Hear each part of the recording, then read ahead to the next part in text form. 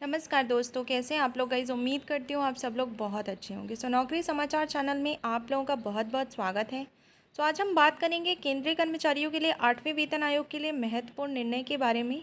बहुत ही important video रहने वाले हैं। और अगर आप लोग चैनल पे फर्स्ट टाइम विजिट कर रहे हैं ना गाइस, तो डेफिनेटली इस चैनल को ज़रूर सब्सक्राइब कर लीजिएगा, क्योंकि ऐसी न्यूज़ और भी आप लोगों को समय समय पर देखने के लिए मिलती रहेंगी। तो कर्मचारियों के लिए नए वेतन आयोग का गठन।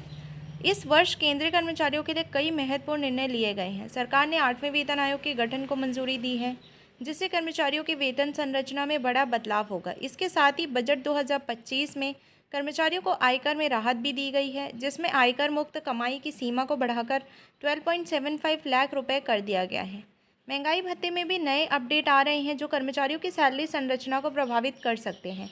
महंगाई भत्ते को समाप्त करने की योजना। महंगाई भत्ता और राहत पर सवाल। कर्मचारियों के बीच महंगाई भत्ते और महंगाई राहत को लेकर कई चिंताएं हैं। रिपोर्टों के अनुसार सरकार केंद्रीय कर्मचारियों के महंगाई भत्ते और सेवानिवृत्त कर्मचारियों के महंगाई राहत को शून्य करने की योजना बना रही है। पिछले वेतन आयोगों के प्रावधान। 5वें वेतन आयोग में यह प्रावधान था कि जब डीए और डीआर 50% से अधिक हो जाते हैं तो उन्हें बेसिक सैलरी और पेंशन में जोड़ दिया जाता था।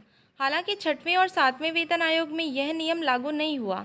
7वें वेतन आयोग का प्रावधान। 7वें वेतन आयोग के तहत केंद्रीय कर्मचारियों और पेंशनर्स की सैलरी को फिटमेंट फैक्टर के आधार पर निर्धारित किया गया था। इस आयोग में डीए को बेसिक सैलरी में जोड़ने का कोई प्रावधान नहीं था और इसे हर 6 महीने में संशोधित किया जाता था। महंगाई भत्ते में संशोधन की प्रक्रिया।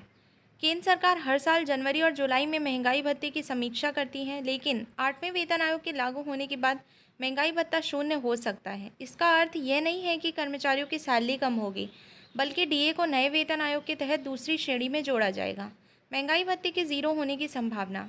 महंगाई भत्ता कब होगा ज़ीरो? महंगाई भत्ता कर्मचारियों की सैलरी और पेंशन का एक महत्वपूर्ण हिस्सा है। नए वेतन आयोग के लागू होने के बाद डीए को ज़ीरो कर दिया जाएगा और इसे नए वेतन ढांचे के अनुसार पुनर्गठित किया जाएगा। इसके बाद हर 6 महीने में इसे नए महंगाई भत्ते और राहत के अनुसार अपडेट किया जाएगा।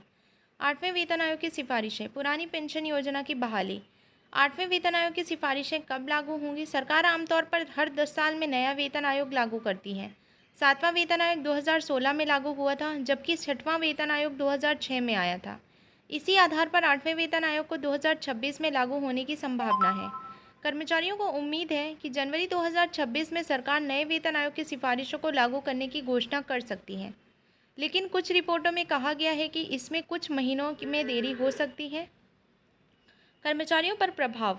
यदि महंगाई भत्ता ज़ीरो होता है तो कर्मचारियों की सैलरी का ढांचा बदल जाएगा। हालांकि नए वेतन आयोग के तहत नियमों के कारण उनकी सैलरी में वृद्धि होने की संभावना है।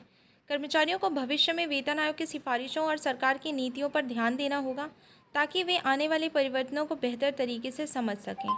तो भाई अभी तक तो यही अपडेट निकल कर सामने आ रहा था, जो मुझे लगा आप लोगों के साथ शेयर करना चाहिए। और भी ऐसी वीडियोज़ के लिए आप लोग क्या कर सकते हैं, चैनल को ज़रूर सब्सक्राइब कर लीजिएगा। तो चलिए मिलते हैं अगली वीडियो में। जय हिंद, जय भारत।